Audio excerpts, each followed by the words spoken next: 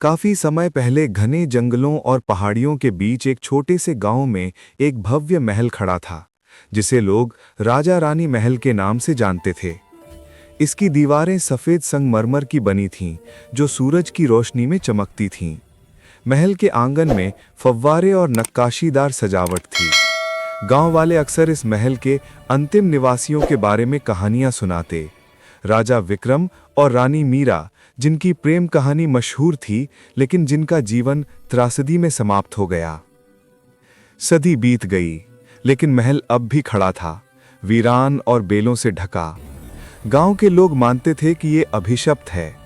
कोई भी सूरज ढलने के बाद भीतर जाने की हिम्मत नहीं करता था, क्योंकि कहा जाता था कि राजा और रानी की आत्माएं महल में भटकती हैं, जो उनके शांति भंग करने वालों से बदला लेती हैं। एक बारिश भरी शाम नजदीकी शहर से आए कुछ दोस्त अपनी हिम्मत आजमाने के लिए महल गए। उनमें थे अर्जुन, साहसी और नेता; स्नेहा, शंकालू; रोहित, मजाकिया और हंसमुख; और निशा, जिसकी जिज्ञासा अक्सर मुसीबत में डाल देती थी। उन्होंने महल की कहानियां सुनी थीं, लेकिन उन्हें बस मजाक लगीं। भूत की कहानियां सिर्फ बच्चों को डराने के लिए होती हैं, रोहित ने अपनी लाइटर जलाते हुए कहा।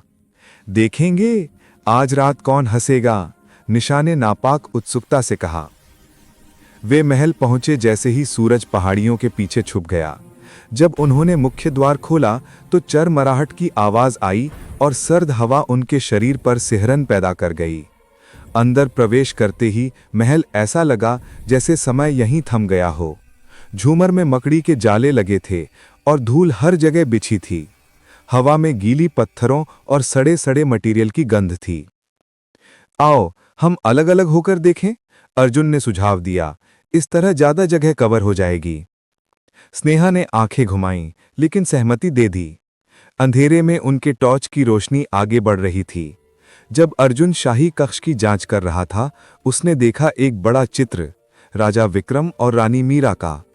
उनकी आंखें अजीब तरह से जीवंत लग रही थीं, जैसे वो अर्जुन की हर हरकत देख रही हों। अचानक एक धीमी फुसफुसाहट गूंजी, जाओ, इससे पहले कि बहुत देर हो जाए। अर्जुन ठहर गया। उसने चारों ओर देखा, लेकिन कोई नहीं था। उसने खुद को समझाया कि ये केवल हवा की आवाज है। इस बीच मिशा रानी के निजी कक्ष में पहुंची। कमरे की हालत आश्चर्यजनक रूप से अच्छी थी और बिस्तर पर रखा था एक सुनहरा नेकलेस जिसमें लाल रत्न जड़े थे। निशा जब उसे उठाने लगी तो अचानक एक ठंडी हवा ने उसके कंधे को छू लिया। उसने मुड़कर देखा, लेकिन कमरे में कोई नहीं था। फिर उसने देखा एक फीकी लाल पोशाक में एक महिला का प्रेत, चेहरे पर पर्दा और खोखली आंखों से उसे घूर रही थी। निशा चीखी और नेकलेस जमीन पर गिर गया, टूट गया। वो आकृति तुरंत गायब हो गई, सिर्फ ठंडी हवा बची। तभी रोहित तहखाने में था। उसकी टॉर्च झपक रही थी। उसने देखा दीवारों पर जंजीरें लटकी थीं और फर्श पर लाल दाग थे। वो नर्वस होकर हंसा, लेकिन जैसे ही वो बाहर निकलने लगा, फर्श पर हल्के हाथ के निशान दिखाई दिए। निशान किसी जगह नहीं जा रहे थे, अंधेरे में गायब हो गए। फुसफुसाहट हुई, तुम्हें यहां नहीं होना चाहिए था। रोहित डर कर भागा और अर्जुन और स्नेहा के पास आकर गिर पड़ा। उन्होंने तय किया कि अब बाहर निकलना ही बेहतर है, लेकिन मुख्य द्वार खुला नहीं। डर फैल गया। ये बंद है, स्नेहा कांपते हुए बोली। हमें कोई और रास्ता ढूंढना होगा। वे महल की गलियों में दौड़े। पीछे के दरवाजे अपने आप बंद हो रहे थे।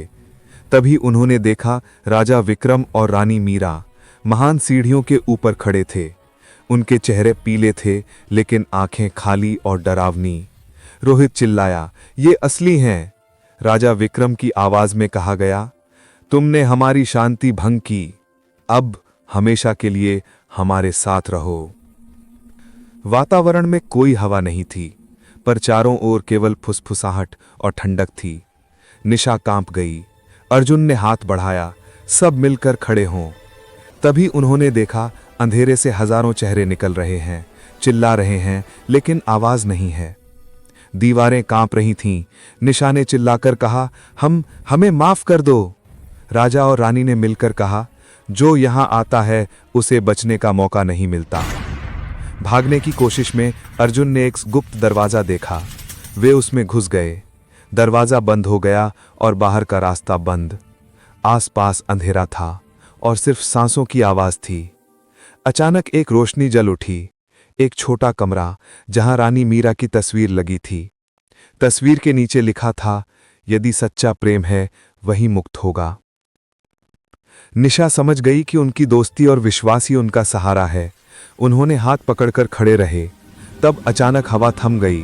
फुसफुसाहट बंद हो गई। दरवाजा धीरे धीरे खुल गया।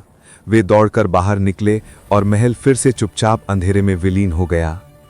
गांव लौटकर कोई उनकी बात नहीं माना, लेकिन चारों दोस्त जानते थे कि राजा रानी महल केवल बहादुर और सच्चे प्रेम को ही मुक्ति देता है।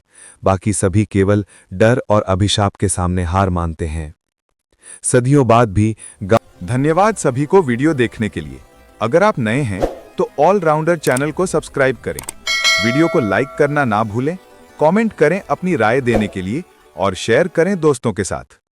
नई और मजेदार जानकारीपूर्ण कंटेंट के लिए नजर बनाए रखें ऑलराउंडर पर। सब कुछ एक ही जगह।